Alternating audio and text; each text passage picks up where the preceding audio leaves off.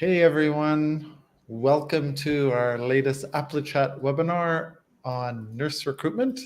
We have folks joining the room, so we're just going to let people join in before we get right into it here. But our webinar today is on the topic of course, nurse recruitment, entitled Canadian Nurse Sourcing Strategies, our learnings from 15 campaigns. Hey Adam. Hello, how's it going? Welcome. Fine, great.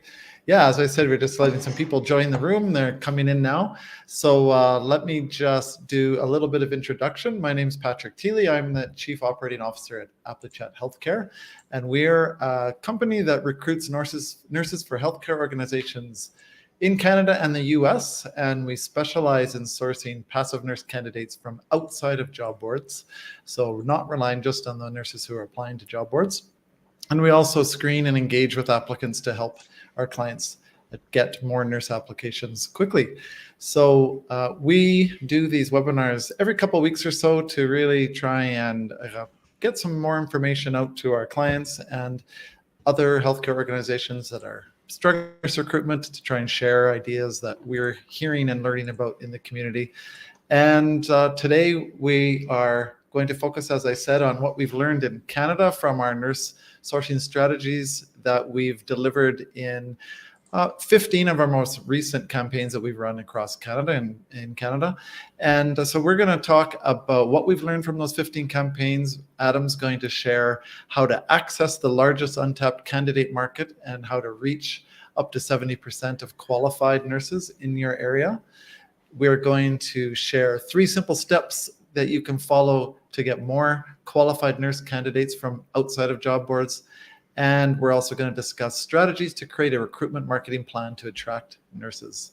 So as I say, that's our plan, is to discuss what we've learned from across Canada with the strategies that we've delivered, the campaigns that we've delivered in Canada. So we're just having folks coming in the room now. So before we start, I want to share a couple of things. One is that if you're not already subscribed to our newsletter, please do that. We've got a newsletter that we put out on a regular basis. It's fairly new, but please do subscribe to that. I'm going to put the link in the chat so you can check that out there and post. We just posted a newsletter, I think it was yesterday or the day before, yesterday, I guess, on using an employee referral program. And that's based on our last webinar that we did a few weeks ago. So check that out, register there. We also have a Facebook group called Nurse Recruitment Secrets. So please join that as well. I'll put that link in the chat as well. And while I'm talking about the chat inside the room here, please do post any comments, questions, any input you have. We'd love to hear your thoughts about recruiting nurses, what's worked well for you, what isn't working, where you need help, and we'll try and address that during the conversation today. So please do post that in the chat. So I think on that note, Adam, I'll turn it over to you. Adam is our president of AppleChat Healthcare, and I'm going to turn it over to Adam, who's going to lead the session today. Yeah.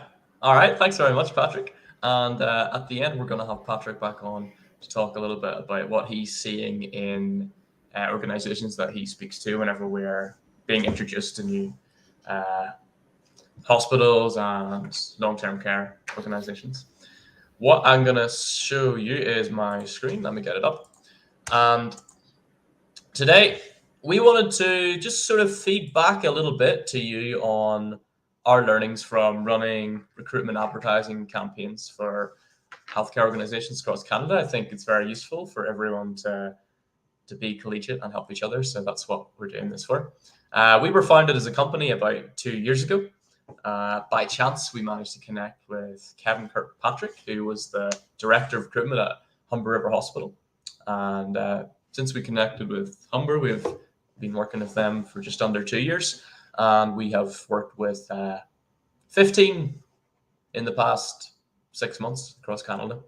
So the bulk of our work and what I'll be referring to is regarding Ontario. That's where most of our campaigns have been.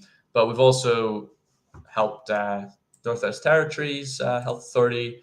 We're working with the New Brunswick Health Authority, and we've done some work in British Columbia as well. So I'm hoping to make this applicable to everybody. What I'm going to talk about is a little bit about our work in the past year and what's been working for us so that you can use that to make it work for you as well. Some of the things that we see going on that are successful in the market and some things that are unsuccessful, how you can access the largest untapped market, which would be the passive candidate market, people who aren't necessarily looking for a job. And then I'm going to speak to Patrick about what's working for others. So I hope this is going to be hugely valuable for you. In terms of what we've been doing, we are really dedicated to two different things. So the first is what we would call a virtual hiring event, where we would source nurse candidates for our clients. We would book them in the interviews with hiring managers, and then they would conduct those interviews and get hired. So we've been doing that in Ontario. We've done that with St. Mary's General Hospital in Kitchener. We've also done it with Grand River Hospital in the Waterloo region.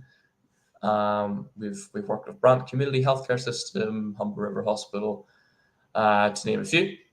And then on the second side, we do ongoing campaigns. So we would work with our clients for 3 to 6 months, helping them do the hiring event, but every single day, really get candidates in the door every single day. So I want to share with you what's been working on that work and then what hasn't been working. So the first thing that we found to be really helpful, and bear in mind, like 2 years ago, we didn't exist as a business. I'm the founder of the business. I'm not Canadian, and this was all new to me. Patrick is Canadian, thankfully, so he was able to educate us a little bit. But we're managing to run these successful campaigns like without having that massive heritage. So I really want to tell you, even though it might seem a little bit mystical, like the main thing that has helped us grow, and that has been mindset. The first thing that's been useful is acknowledging what you can control and what you can't control. So looking at it from a Canadian healthcare system perspective, it's not as if you can bring out a $10,000 sign-on bonus from your CFO like they can do in the States, or it's not as if you can control the salary, which is dictated by unions and the authority.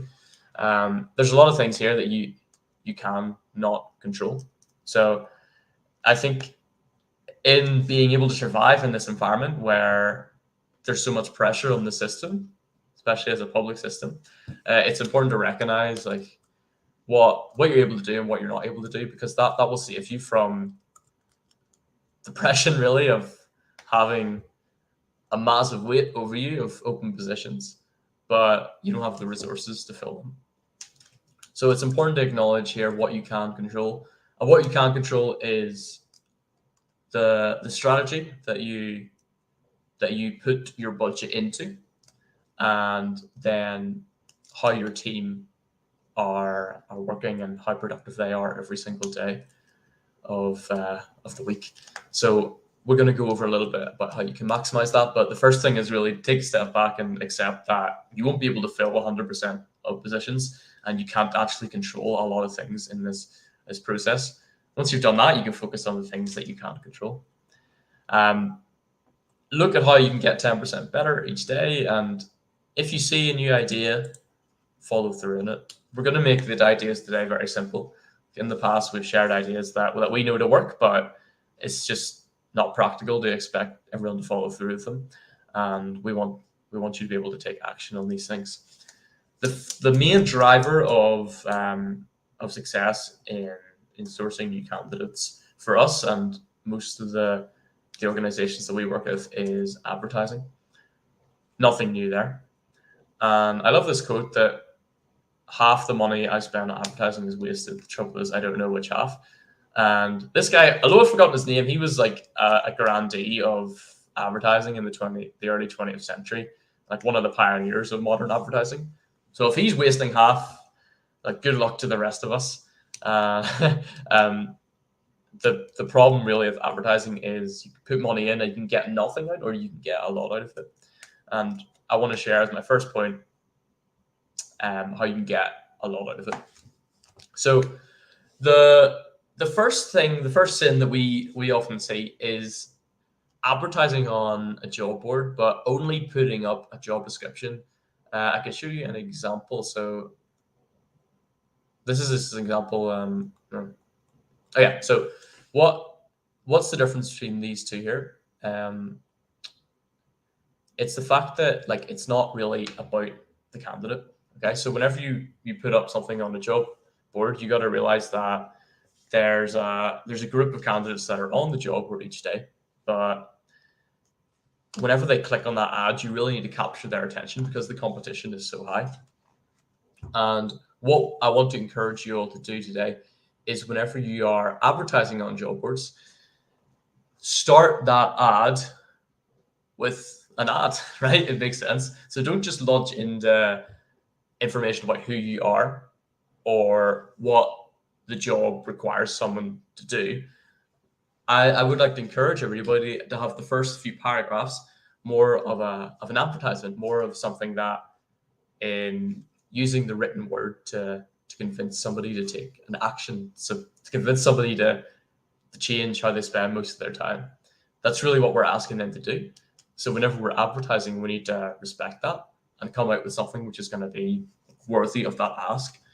I'm going to share a little bit of an example that we did for an event, and you can maybe like pick out some of the parts here. So you can see, like, rather than jumping into all the requirements, all the role functions, because the candidate kind of knows that already. We started the advertisement for this particular hiring event with what we would call a headline. So we're writing a job ad at the start of our description that really captures people's eye. So you can delete the little bell emojis for a job board, obviously. This was for social media. But you can see here, we're making it very clear what our offer is of a 20-minute virtual interview. The area is only academic health center. And then we're talking about some of more of the benefits of doing it. And you can see, again, we're making it very clear what they get. So we work with job boards, and then we would also advertise on social media. And they always tell us that it's so important, if you want your advertisement to win, to make it an advertisement. Okay, so at the start of it, even if you're uploading through your ATS, start all your job descriptions with a little bit of a blurb, which makes it clear like why this job is going to be a good fit for the candidate and what exactly they're getting out of it. Second point for your advertising checklist would be a pay range in the ad. So according to LinkedIn, 70% of candidates want to hear about salary in their first touch point with the employer. And this is a pretty quick and easy step for you to boost the amount of responses to your advertisements. Talk about your organization as well. So I have a good example here from Humber River Hospital. And because pay for positions is quite even throughout hospitals in an area, because of, as I said, unions and the public nature of the system, what can make you stand out really is the organization. So whenever candidates are applying, they're thinking about the job and then the employer. And because there's not as much room in differentiation on the job, you really have to make yourself stand out as an employer. So for example, with Humber River Hospital, they said that they're North America's first fully digital hospital. And you're going to be working in a new facility, and then they've got a tagline which sort of summarizes that into one part. On our campaigns, so in our 15 examples, the ones that performed best were the ones where there was a strong recognition of who the employer is in the area and a strong sort of identification with the brand of that employer. So I would say this is really the main point which separates campaigns for us that work and don't work. It's the the reputation of the organization that we're advertising. So it's so important that as a team, you've really conceptualized who you are, what your employer brand is as it faces the candidates. So what do they think about whenever they see your name? What are their friends from college or their colleagues thinking about whenever they see the name, and what are they saying to their friends and colleagues? And how can you control and manipulate that? And really the best way is to define really who you are. So you can see Humber have defined that they're a modern digital facility, forward thinking, and then portraying that in your job ads like this, portraying that on your career site, and then your communications with candidates. So that is a huge point that's worked really well for us. And it's something that doesn't take shed loads of money to strive towards. And it's something that everyone should be focusing on. Another point which is easy is responding as soon as possible after an application. So because there's so many options, nurses have everywhere to go, and it's so crucial that you can get to nurses within 12 to 24 hours. And our best results in Canada have come from hiring events, the examples that I showed you. And we think the reason that is because the candidate applies, and instead of waiting for someone to reach out to them for a day or two, they have a set date in their calendar where they're going to speak to a hiring manager. So it cuts out a lot of that long back and forth, which often leads people to get a job somewhere else. So being responsive as soon as possible, sending them a calendar link to choose a time, or even doing a hiring event every couple of weeks where you get everybody in one will definitely boost your success. And then the last point is spending, really. So in advertising, you get out what you put in. And if you're able to have a budget, I know a lot of you aren't given a budget, which is a travesty, and that goes back to the you control what you can control point. It's a good idea to maximize your spend on it, and form relationships with the job boards that you're spending it on, getting a good account manager and keeping an eye on that money, because sometimes they could waste it. Making sure that every cent counts whenever it comes to spending on job boards. So that is our advertising checklist. And if you have any questions about advertising, just put them in the chat, and Patrick or myself can get to it. So the second point would be, who are you actually targeting? So the fact is that maybe only 10 to 20% of nurses are looking for a job at any one time. The rest of the candidates are what I would call in the market, but not on the market. So don't think of it as, in the example I'm going to share of Coca-Cola, like they don't advertise only to thirsty people. They advertise to everyone, so that whenever they get thirsty, they're going to think of Coca-Cola. So the idea is that you are constantly pushing out content as an employer, and advertising, so that whenever a nurse does want a new position, they have you in the back of their mind already. Recruiters tend to only focus on the active seekers because it takes less time. But if you want to win long term, then there needs to be a strategy for targeting people who aren't necessarily looking for a job. A good way to kind of imagine this is not as a binary, but as a spectrum. So I think a lot of organizations, they just think of people who are at this end, the right-hand end of looking for a new job. But really, there's a whole dearth of different opinions out there for people. And I'm sure a lot of people watching this are maybe, in the middle. Yeah, my job's okay, but I would like somewhere better. Maybe some are down here. I've saw a couple of contacts at our clients. They got a new job, so maybe they were down here at this end. And if you're just advertising here, like, you're missing out on the full body of candidates. So it's really important that you have a strategy for getting candidates who aren't necessarily looking for a job. And that's something that we do. So we advertise on social media, and that way we're not just relying on a job board which is inhabited by people who are actively looking, but we're on a channel where people are spending their leisure time. They're sat after a hard day at work. They're scrolling through their phone. Maybe they're feeling a little bit on the left hand of the spectrum.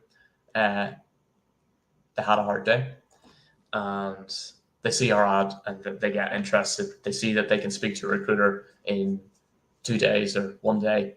They get interested, and that's how a conversation starts with a passive candidate who isn't actively looking for a job. So it's really important to be looking at social media advertising. And also, if you look on our YouTube page, we did an interview about referrals, having a referral program. And I think they went from maybe 4 or 5 to 40 RN hires their referral program in a year. Have a watch of that as well. That's a really good strategy to capture the market of candidates who aren't necessarily looking for a job. So more ways you can do this: sharing of stories on social media. You can see our Humber River example have spotlighted someone who works in the ICU, and that helps nurses who see that recognize that they could stand in that nurse's shoes, Daniel's shoes. So they recognize the struggle or the work that the other nurse is going through. They identify it themselves, and they start to imagine themselves being in that position. Another way is you can use videos. So we can put these links in the chat.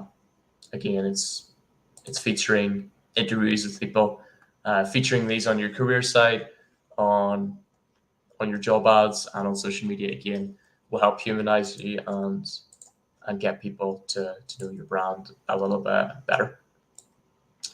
In terms of what isn't working, so we've tried a lot of things in the past 6 months, and believe you me, not all of them have worked. The first thing, as I mentioned, to go back a little bit, the first thing, it's really hard to make something work if there's not anything to sell. So if you're a recruiter who is trying to get candidates to join an organization, but your bosses can't tell you exactly why, like, why would a nurse happily employed come and work for you, then you're fighting an uphill battle. And whenever we ask our clients that, and they struggle to answer, or they say, like, they just say competitive pay or great benefits, and that's not really enough. So being vague isn't enough, and you really have to be specific instead. You're still here, so there must be a reason people want to work for you, even if we're the only employer in the area. You have to sort of look at that and find out specifically, well, what about you as the only employer in the area makes them interested, and put that front and center in your messaging. Being vague and not really knowing why people would want to work there isn't going to convince somebody who's starting from zero. Like, if you've been convinced to work there and you don't know why, like, it's hard to convince someone who hasn't yet been convinced at all. The second thing we've found is throwing money at an advertising campaign doesn't always, well, rarely generates proportionally more results. So, for example, if we're spending $1,000 a month in an area that has 50,000 people, it's not as if we could spend 10,000 a month and 10 times our applications. It doesn't really work that way, because there's a limited amount of candidates to fight for, and there will always be a group of candidates that don't want to work with you. That's just how it goes. So if you have a good budget, rather than saying let's double our job board spend and then being disappointed because you don't get double the candidates, it's better to adjust it to the point where the returns are still good enough, but then also start moving that budget into employer branding work or employee referral programs and just other ways of advertising, like virtual hiring events that present something a little bit different to the candidate market. So doing the same thing and just trying to throw more money at it and expecting it to work isn't the greatest. Spending that money on a lot of different solutions to add a bit of variety to the nurses is going to eventually wear them down, so to speak, or make them convinced about who you are and why they should come and work with you. So to recap, we have been working 15 campaigns the past 6 months or so, and I'm going to speak a little bit, Patrick, about the regions we've been working in with a little bit more specificity. We talked about what's working and what isn't working, and I said that advertising is really our number one go-to, and doing it right. There's a lot of simple changes you can make to do it right, and then tapping the market of candidates who aren't necessarily candidates yet, but whenever they come to apply for a position, you want to be front of their mind by using referral programs, using employer branding like videos and social media posts, and having a presence across the internet instead of just being on Indeed, for example. So what I'm going to do now is bring it back to Patrick and myself, and we're going to have a little bit of a chat about some of the conversations he's been having. As a bit of background, so Patrick is our COO, and he's responsible for our new client sales. So he's on calls pretty much every week with health authorities in Canada to find out what's making them tick and find out what their problems are. So I wanted to bring him in to share a little bit about that without naming any names or anything, but we can talk about it generally. For sure. So yeah, I think the first point I'd like to cover is what have some of the organizations you've spoken to said that's working for them? Sure. Yeah. Well, I look back at my notes from the last few months of talking to lots of folks, some who are our clients and some who are considering being our clients. And pretty much everyone, the most common thing that everyone said was they're pretty much all on Indeed. I could only find one that didn't mention Indeed at all, but they're pretty much all on Indeed. Most of them say that's the biggest source of applicants for them. Some are saying they really don't like it. They kind of feel like they're trapped. They have to be on Indeed. They find it's a little awkward for them, challenging, the rules change and so on. So, but Indeed is definitely the biggest source. That's one that is working for them in terms of bringing applicants in. Most source locally, and that's working for them fairly well. Some are open to relocation. A few of the bigger organizations have a strategy for relocation, and there's a real mix on whether they have funding available to support relocation. Again, the larger ones with the strategy for that, typically they do have funding for that, but many don't have a relocation strategy or a big amount of dollars in terms of supporting the move. And I should say that the people I talk to come from all types of organizations, large sort of health authorities where it's a big region, a lot of hospitals, a lot of different facilities. And I've often talked to small one-off hospitals, standalone hospitals, or a smaller long-term care organization and so on. So there's a real range. Some of those have big teams in terms of recruitment, and as I say, larger strategies, and others are, they're the HR manager, the talent acquisition specialist. They're doing absolutely everything for their organization related to human resources. So there's a real wide variety, which is always interesting. Do you find any, is there a big difference between the ones that have big teams and the ones that have small teams? Yeah, well, the bigger teams or the bigger organizations tend to have a more detailed strategy. The smaller ones sometimes are doing very little other than just posting their job ads. I talked to someone recently who said up until 2021, there was zero budget for talent acquisition. They did nothing but just post their ads, and they were forced to create a strategy and get a budget for talent acquisition starting in 2021, of course, when things got really difficult with nurse recruitment. So someone the other day told me their strategy is post and pray. So they're posting the job ad and hoping someone will find it that they will like. Other people have mentioned word of mouth is really big for them. So there's a real range. Some of the smaller organizations, even though they're smaller, they've got some marketing going and a bit of a strategy. But I would say the larger, obviously, the more likelihood that they have a strategy, a budget, and also some more expertise in the team, within the internal team for talent acquisition. Mm-hmm. And I think the relocation is interesting. I think that's something that relates back to what I said about doing new things. Do you find that the ones that have it like as a strategy, have they found it difficult to get the funding for that? Or I'm just thinking, how can people on this call go about and get funding for it? Yeah, I don't know the ones that have it. We didn't talk about how they got there, but I imagine it's like with anything, right? You have to build a strategy. You have to create your options and your pros and cons, what your return on investment you anticipate, and get it into your budget cycle. So I talked to a number of people in the last few months who don't do relocation in terms of funding people to relocate, or they only fund executives, like management roles, for example, not for nurses typically. But some are thinking about it and are working on that. So that's a good point. People need to really think about how to get approval and really sell what their need is, right, for their talent. Yeah.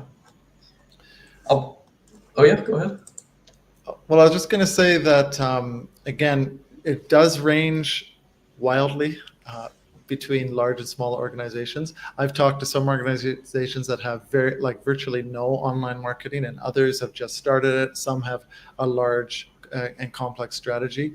Some are using agencies and travel nurses, and some are not using them at all. So I talked to one who's specifically mentioned using a staffing firm to help them market to get permanent placements. So there is a real range. I find that the folks that tell me they're willing to take anyone who's trained as a nurse, and then they're open to training them up for specific roles, they're having lots of success. Of course, depending on the size of the organization and the role that you're looking for, that's challenging. But if there's a willingness within the organization to bring anyone in and then train them up, that really helps folks with their opportunities that they have coming to them. A number of people mentioned using international nurses, and there's sort of a mixed reviews on that. I talked to one of our clients in Vancouver, who they are a long-term care organization, and they do use internationally educated nurses. They bring them in to do their practicum placements with their organization, and then they hire as many as they can from that group. So that's a really good resource for them. So they're helping them train, helping them get their license in British Columbia, and then hiring as many as they can from there. So that's a good source. Of course, they're also, on the other hand, they're also looking for people that have experience. So that's getting to one side of it, people a little bit less experienced, but of course, then the challenge sometimes is to get people with experience. You mentioned employee referral programs earlier, and again, a real mix. Some have a formal program and it's helping, it's working well. Some have mentioned sort of an informal program and it's kind of piecemeal results. And others have absolutely nothing in terms of an employee referral program, but some have mentioned to me, it's on our radar. We're thinking about it, we're working on it. I think one common thing is that everyone knows they have to do everything to get nurses, right? There's just such a demand that everyone's trying to do absolutely everything, which is typically why they end up on a call with me, is because they're exploring us as a potential partner, potential tool to bring them more nurses. But everyone's trying to add pieces. No one's trying to to take away pieces and focus on specific things. They're trying to do a little bit of everything. Mm-hmm. And then I did have some interesting, when I look back, when I asked people about virtual hiring events, if they've done that before, I had some interesting feedback. So prior to working with us or talking to us, some of the organizations have tried virtual events and had very mixed reviews. Many have never tried them. One said, well, we were thinking about trying a virtual event, but we're really too busy to figure it out, set it up and make it happen. So of course, that's a challenge if you're trying to do it sort of on your own or using an online platform that's available.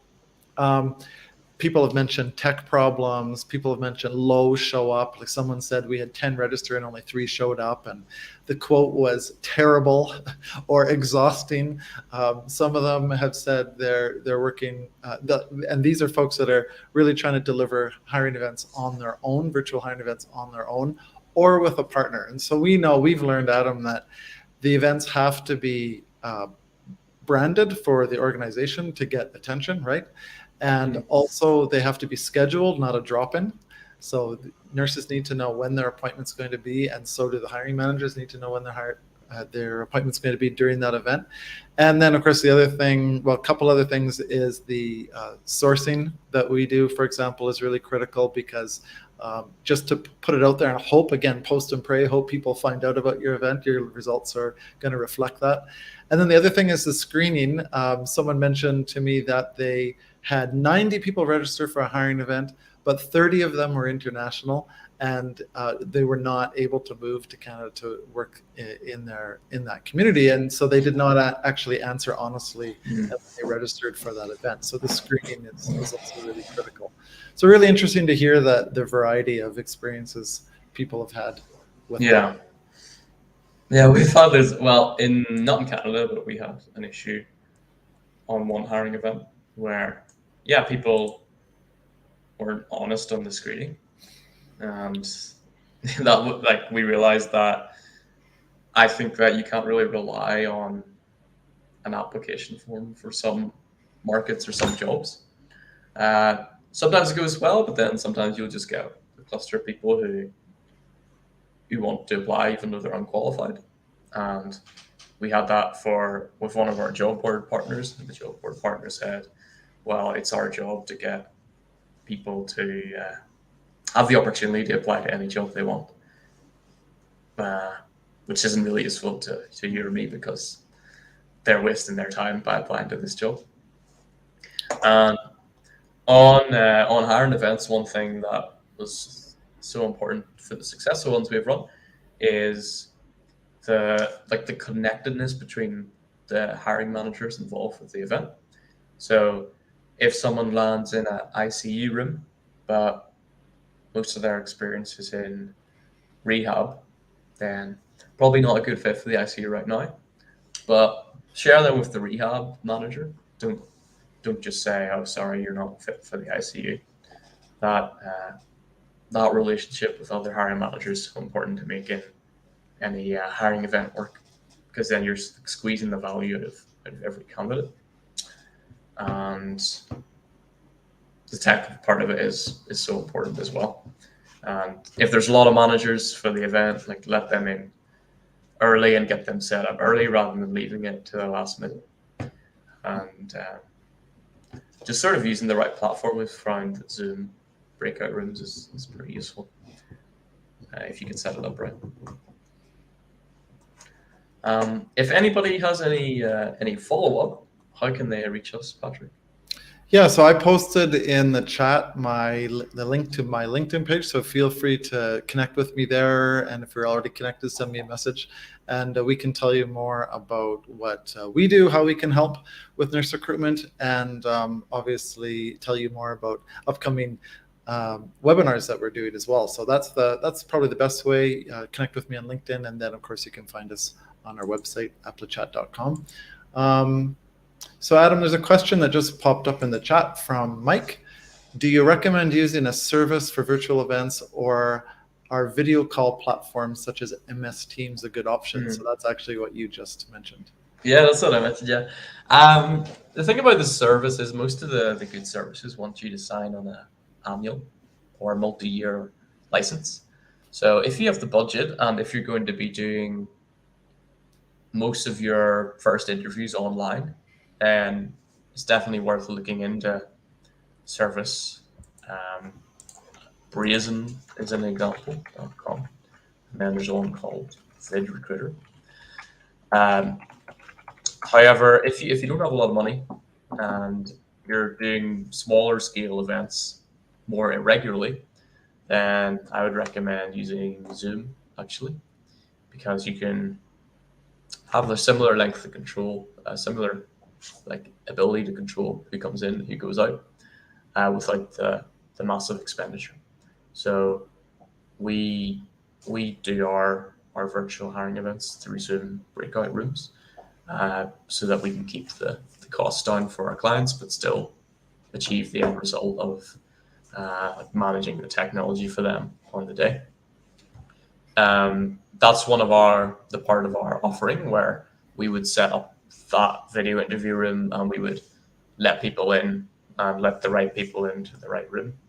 And if you try and do it using Zoom yourself, it's really important to have somebody on standby for tech issues, because that's sort of the major block to things going successful. If someone can't log into the Zoom room, a manager's internet dies and they drop out, you really need someone on hand to sort it out. That's what we do. But yeah, thanks for the question. Great.